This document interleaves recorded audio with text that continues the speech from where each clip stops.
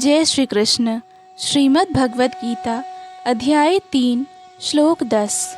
स यज्ञः प्रजा सृष्ट्वा पुरोवाच प्रजापतिः अनेन प्रसविष्यध्वम् एष वोस्त्विष्ट कामधुक्।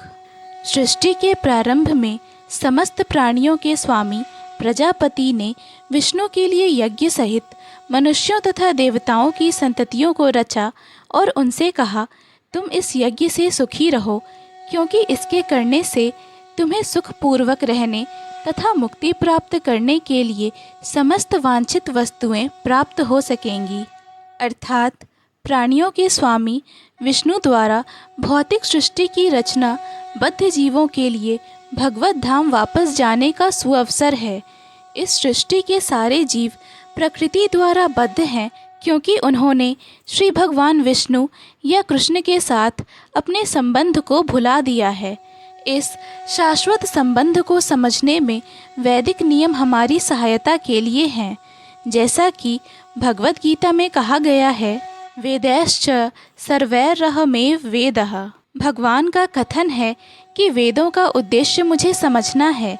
वैदिक स्तुतियों में कहा गया है, पतिम विश्वस्यात्मेश्वरम। अतः जीवों के स्वामी प्रजापति श्री भगवान विष्णु हैं।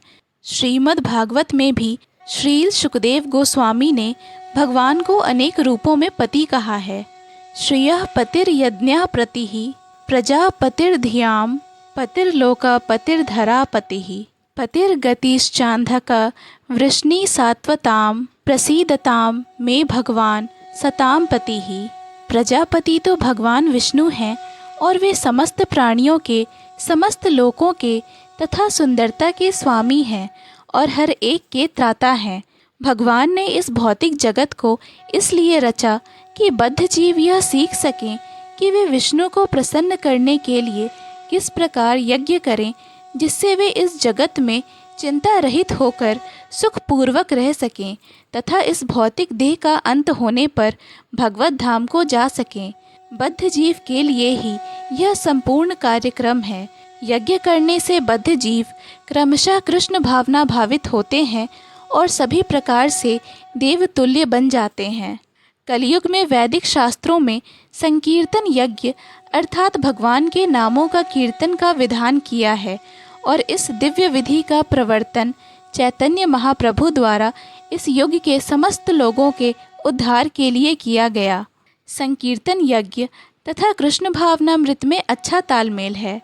श्रीमद् भागवत में संकीर्तन यज्ञ के विशेष प्रसंग में भगवान कृष्ण का अपने भक्त रूप में निम्न प्रकार से उल्लेख हुआ है।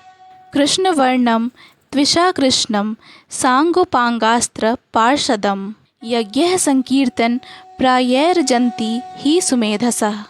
इस कलयुग में जो लोग पर्याप्त बुद्धिमान हैं, वे भगवान की उनके पार्षदों सहित संकीर्तन यज्ञ द्वारा पूजा करेंगे। वेदों में वर्णित अन्य यज्ञों को इस कलिकाल में कर पाना सहज नहीं, किंतु संकीर्तन यज्ञ सुगम है और सभी दृष्टि से अलौकिक है, जैसा कि भगवद गीता में भी संस्तुति की गई है। जय श्री कृष्ण। पूर्ण भगवद गीता के श्लोकों को सुनने और समझने के लिए कृपया हमें सब्सक्राइब करें। वीडियो पसंद आया हो तो लाइक और शेयर करें।